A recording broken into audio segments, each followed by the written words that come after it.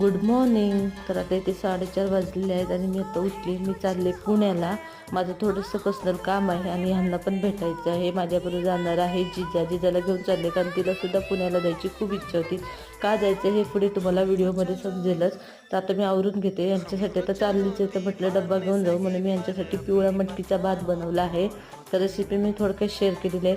त्यानंतर मग मी bag pack करणार, कारण लहान मुलं सोबत असली, मग कुठलीही लहान मुलं असू दे, छोटं बाळ असू दे किंवा कुणी असू दे आपल्याबरोबर, तर त्याची बॅग ही पॅक करावीच लागते. कारण त्याने जर एस टीने मी जाणार आहे, त्यामुळे ओमेट वगैरे केली तर, किंवा एखादा ड्रेस घ्यावा, सॉक्स वगैरे एक्स्ट्रा घ्यावेत, इनरवेअर घ्यावा एक्स्ट्रा, पिशव्या वगैरे घ्यावा आणि एखादा टॉवेल सोबत हे असावाच, म्हणून अशा पद्धतीने मी ही बॅग पॅक करून घेतली. पिशव्या पण घेतल्यात लागेल म्हणून. एस टीत तिला थोडासा खाऊ घेतलाय.